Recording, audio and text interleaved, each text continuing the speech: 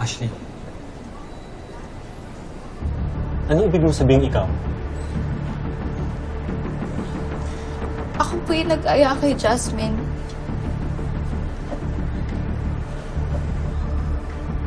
Idea ko po yung tumakas.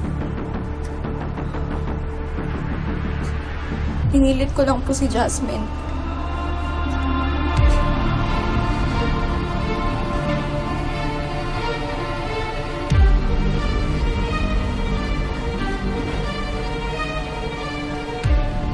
Totoo po yun, Tita Marge. Pinilit ko lang po siya. Kasalanan ko po to. Sinama ko lang po siya kasi ayoko pong mag-isa ako.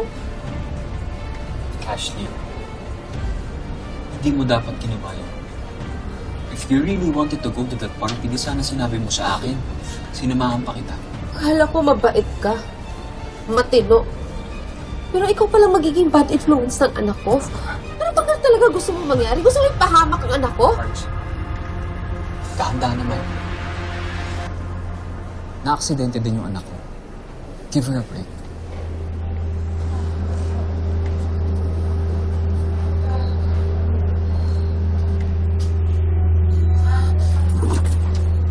Marge. Marge.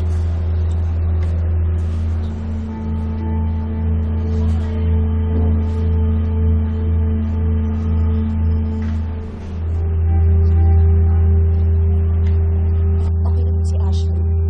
Wala naman pong injury or... Buti naman. Diyos ko, kabado ko. Salamat po, Doc. Yan bang tinuturo mo sa anak ko? Yan bang tinuturo mo kay Ashley? Kung paano manulsol at maging bad influence? Nananahimik si Jasmine, pero dahil sa pambubuyo ni Ashley, muntik nang napahamak ang anak ko. Oh, please, Marge. Hindi ka ba talaga titigan sa pagbe-blame sa daughter ko? Baka nakakalimutan mo. Si Jasmine ang nagmaneho ng kotse. Kaya kung naaksidente man sila, it was clearly her fault. Oo, si Jasmine ang nagmamaneho. Pero malamang na-pressure lang siya dahil pinilit siya ng anak mo. Oh, umami na siya. Itanong mo pa kay Edward. Siguro, kaya umami lang si Ashley dahil natatakot siya sa'yo. Malamang nataranta yung bata.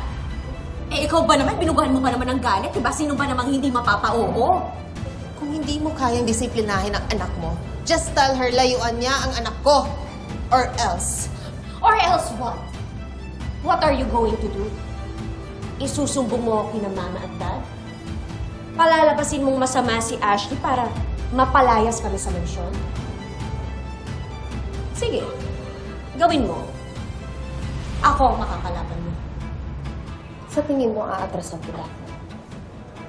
Hindi ako natatakot sa'yo, Marge. Pinagtakpan ko kayo kay Dad. Hindi ko sinabi sa kanya na peke ang mga death threats niyo dahil sobrang concern ako sa inyo ni Ashley. Tapos ganito lang palang mangyayari. Bakit, Marge? Kung makapagsalita ka, parang ikaw lang yung nasasaktan dito. Eh, hindi lang naman anak mo yung napahamak, akin din. Hindi sila mapapahama kung hindi dahil sa anak mo! Ikaw sumusobra ka na, ah.